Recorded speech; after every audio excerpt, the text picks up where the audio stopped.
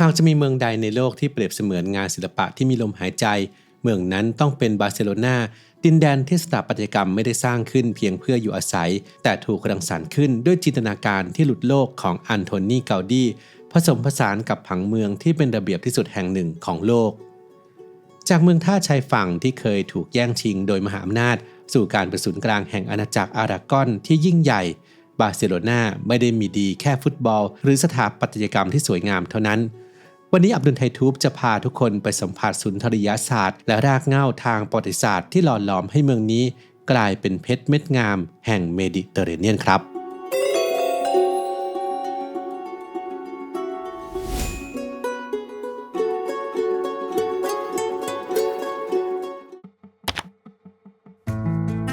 ย้อนกลับไปในยุคก่อนคริสตกาลชาวฟินิเซียนชนชาติที่เชี่ยวชาญการเดินเรือและตั้งถิ่นฐานอยู่แถบทะเลเมดิเตอร์เรเนียนได้ขยายเส้นทางการค้าตั้งแต่เอเชียตะวันตกแอฟริกาเหนือ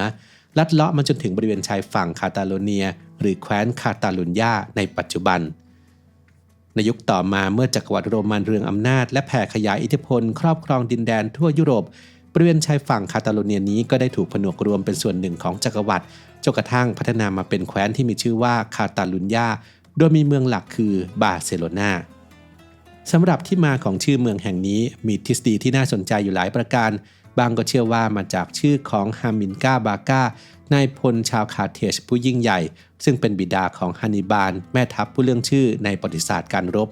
ในขณะที่หลักฐานทางฝั่งโรมันโบราณระบุว่าพวกเขาเรียกเมืองนี้ว่าบาซิโนซึ่งรากศัพท์คำนี้มาจากคำว่าบาเคโนในภาษาไอเบเรียนโบราณการเวลาล่วงเลยจนกระทั่งกรุงโรมล่มสลายลงดินแดนแถบคาบสมุทรไอเบเรียได้เปลี่ยนมือไปอยู่ภายใต้การปกครองของชาววิสิกอธและต่อมาในช่วงศตวรรษที่ 8 ดินแดนแห่งนี้ก็ถูกพิชิตโดยชาวมัวหรือชาวมุสลิมส่งผลให้บาร์เซโลนากลายเป็นเมืองที่หลอมรวมอิทธิพลจาก2วัฒนธรรมที่ยิ่งใหญ่ทั้งคริสต์และมุสลิมเข้าไว้ด้วยกันอย่างลงตัว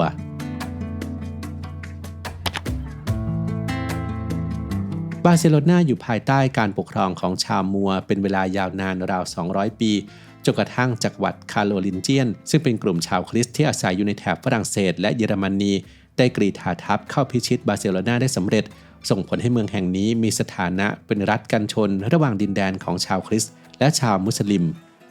จุดเปลี่ยนสำคัญเกิดขึ้นในช่วงศตวรรษที่ 12 เมื่อแคว้นคาตาลุญญาได้ผนวกรวมเข้ากับอาณาจักรอารากอนผ่านการสมรสทางการเมืองระหว่างรามอนบารังเกที่ 4เขาแห่งบาร์เซโลนาและเปโตรนิยาแห่งอารากอนการรวมตัวครั้งนี้ทำให้บาร์เซโลนาก้าวขึ้นมาเป็นเมืองหลักและศูนย์กลางทางการค้าที่สำคัญของอาณาจักรอารากอนต่อมาในช่วงศตวรรษที่ 13 ประวัติศาสตร์โลกต้องจารึกเหตุการณ์สำคัญอีกครั้งเมื่อมีการสมรสระหว่างพระเจ้าเฟอร์ดินานด์ที่ 2 แห่งอาณาจักรอารากอนและพระนางอิซาเบลแห่งกัสติยาซึ่งนำไปสู่การรวม2ดินแดนเข้าด้วยกันและกำเนิดเป็นชาติมหาอำนาจที่มีชื่อว่าสเปนทายาทของทั้งสองพระองค์ยังมีบทบาทสำคัญในหน้าประวัติศาสตร์ยุโรปไม่ว่าจะเป็นพระนางฮวนนาแห่งกัสติยาผู้มีพระอาการคลุ้มคลั่งหลังการสวรรคตของพระสวามีหรือพระนางแคทเธอรีนแห่งอารากอนผู้ซึ่งถูกพระเจ้าเฮนรี่ที่ 8 แห่งอังกฤษขอหย่าร้างเนื่องจากไม่สามารถให้กำเนิดพระโอรสได้ซึ่งเหตุการณ์เหล่านี้ล้วนมีจุดเริ่มต้นมาจากความสัมพันธ์ของราชวงศ์ในดินแดนแห่งนี้ทั้งสิ้น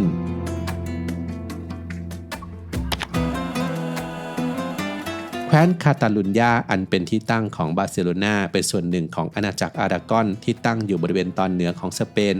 มีพรมแดนติดกับประเทศฝรั่งเศสและทอดตัวยาวขนานไปกับริมฝั่งทะเลเมดิเตอร์เรเนียนด้วยชัยภูมิที่ได้เปรียบนี้เองทำให้ช่วงศตวรรษที่ 13 ถึง 14 คาตาลุญญาสามารถผูกขาดเส้นทางทางการค้าทางทะเลเมดิเตอร์เรเนียนฝั่งตะวันตกไว้ได้แม้ว่าแผ่นดินอารากอนและกัสติยาจะรวมกันเป็นหนึ่งภายใต้ชื่อสเปนแต่ในทางปฏิบัติแต่ละแคว้นยังคงมีสิทธิในการปกครองตนเองอย่างเป็นอิสระรวมถึงคาตาลุญญาที่มีภาษาและวัฒนธรรมเป็นเอกลักษณ์แตกต่างจากสเปนอย่างสิ้นเชิงชาวคาตาลันจึงมีความปรารถนาแรงกล้าที่จะแยกตัวเป็นรัฐอิสระและไม่ต้องการขึ้นตรงกับรัฐบาลกลางนำไปสู่การประท้วงและการต่อสู้เพื่อเรียกร้องเอกราชหลายต่อหลายครั้งเหตุการณ์สำคัญครั้งแรกเกิดขึ้นในปี 1640 ซึ่งตรงกับช่วงสงครามระหว่างฝรั่งเศสกับสเปนชาวคาตาลันได้ลุกฮือขึ้นประท้วงเพื่อขอแยกตัวเป็นสาธารณรัฐภายใต้การอารักขาของฝรั่งเศส แต่ท้ายที่สุดการประท้วงก็สิ้นสุดลงในปี 1659 เมื่อฝรั่งเศสและสเปนตกลงทำสนธิสัญญาพิเรนิสส่งผลให้คาตาลุญญาต้องกลับมาอยู่ภายใต้การปกครองของสเปนดังเดิมความขัดแย้งปะทุขึ้นอีกครั้งในปี 1714 ในสงครามสืบราชบัลลังก์สเปนเมื่อราชบัลลังก์กัสติยาสนับสนุนเจ้าชายเฟลิเปแห่งบูบงให้ขึ้นครองราชย์ในขณะที่ฝ่ายราชบัลลังก์อารากอนซึ่งประกอบไปด้วยคาตาลุญญาวาเลนเซียอารากอนและมาจอร์กาสนับสนุนเจ้าชายชาร์ลส์แห่งออสเตรียผลของสงครามจบลงด้วยชัยชนะของราชวงศ์บูบงส่งผลให้แคว้นต่างๆที่เคยมีอำนาจปกครองตนเองอย่างอิสระต้องสูญเสียอำนาจนั้นและอยู่ภายใต้รัฐธรรมนูญของรัฐบาลกลางภาษาและวัฒนธรรมของชาวคาตาลันถูกกดทับและแทนที่ด้วยภาษากัสติยาหรือภาษาสเปนที่เราคุ้นเคยในปัจจุบัน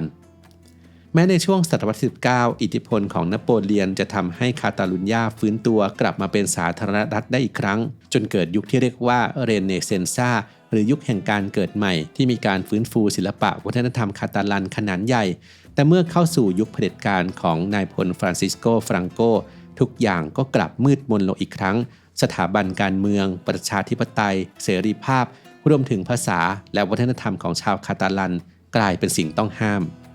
จนกระทั่งสิ้นสุดยุคนายพลฟรังโกคาตาลุญญาจึงได้กลับมาเป็นรัฐอิสระอีกครั้งบาร์เซโลนาในฐานะเมืองหลวงของแคว้นได้ก้าวขึ้นมาเป็นเมืองที่มีความสำคัญทางเศรษฐกิจสูงสุดแห่งหนึ่งของสเปน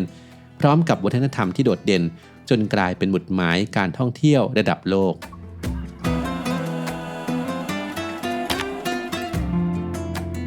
นอกเหนือจากประวัติศาสตร์ที่เข้มข้นสิ่งที่ทำให้บาร์เซโลนามีเอกลักษณ์ไม่เหมือนใครคือสถาปัตยกรรมที่ถูกรังสรรค์โดยอันโทนีเกาดีสถาปนิกชาวคาตาลันผู้มีชีวิตอยู่ในช่วงศตวรรษที่ 19 ถึง 20 ผลงานของเขามักมีรูปทรงอิสระเต็มไปด้วยเส้นสายที่โค้งมนพริ้วไหวและอ่อนช้อยซึ่งได้กลายเป็นสัญลักษณ์ของเมืองนี้ตัวอย่างผลงานชิ้นเอกได้แก่ปาร์คกูเอลสวนสาธารณะบนเนินเขาคาเมลที่ไม่ได้มีเพียงธรรมชาติร่มรื่นแต่ยังเต็มไปด้วยสิ่งปลูกสร้างรูปร่างแปลกตาและสีสันสดใสราวกับหลุดออกมาจากเทพนิยายหรือจะเป็นปาลาวกูเอลคฤหาสน์หรูที่เกาดีออกแบบให้แก่ยูเซบีกูเอลผู้อุปถัมภ์ของเขาภายในคฤหาสน์แห่งนี้โดดเด่นด้วยรูปทรงโค้งมนและการตกแต่งที่วิจิตรพิสดารในทุกรายละเอียดอีกหนึ่งผลงานที่โด่งดังคือคาซามิล่าหรือลาเปเดราอพาร์ตเมนต์ที่อาศัย9ชั้นตัวอาคารภายนอกสร้างจากหินและมีระเบียงโค้งเว้าเหมือนเกลียวคลื่นให้ความรู้สึกราวกับเป็นพระราชวังใต้ท้องทะเลเอกลักษณ์สำคัญคือพื้นที่เปิดโล่งด้านบนที่เปิดรับแสงธรรมชาติให้ส่องสว่างทั่วถึงภายในอาคารและที่สุดแห่งสถาปัตยกรรมของเกาดีคงจะหนีไม่พ้นลาซากราดาแฟมิเลียมหาวิหารนิกายโรมันคาทอลิกที่มีความสูงเกือบ170 เมตรที่นี่คือการผสมผสานระหว่างศิลปะกอธิกที่มีซุ้มโค้งแหลมและค้ำยันลอยเข้ากับศิลปะอาร์ตนูโวที่มีความโค้งมนพริ้วไหวจนเกิดเป็นความงามที่เป็นเอกลักษณ์ระดับโลกการก่อสร้างมหาวิหารแห่งนี้เริ่มต้นตั้งแต่ปี 1882 แต่เมื่อปี 1926 อันโทนีเกาดีได้เสียชีวิตลงและร่างของเขาถูกฝังไว้ณมหาวิหารแห่งนี้แม้การก่อสร้างจะดำเนินต่อโดยยึดตามแบบร่างที่เขาทิ้งไว้แต่ก็ต้องหยุดชะงักลงในช่วงสงครามกลางเมืองสเปนปี 1939 อย่างไรก็ตามมีการคาดการณ์ว่าโครงการยักษ์ใหญ่นี้อาจจะเสร็จสมบูรณ์ในปี 2026 เพื่อเฉลิมฉลองวาระครบรอบ 100 ปีแห่งการจากไปของอันโทนีเกาดี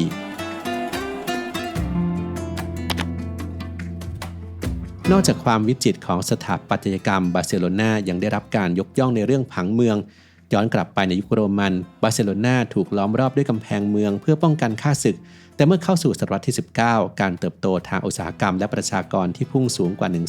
187,000 คนทำให้กำแพงโบราณกลายเป็นอุปสรรคและถูกทลายลงในที่สุดนี่คือจุดเริ่มต้นของแผนการเซอร์ดาแผนปฏิรูปเมืองครั้งใหญ่ที่มีการวางผังเป็นตารางสี่เหลี่ยมจัตุรัสขนาดเท่ากันเรียงรายไปทั่วทั้งเมืองซึ่งไม่เพียงแต่จะสวยงามและเป็นระเบียบที่สุดแห่งหนึ่งของโลกเท่านั้นแต่ยังเป็นจุดสมดุลที่ลงตัวระหว่างมนุษย์และธรรมชาติ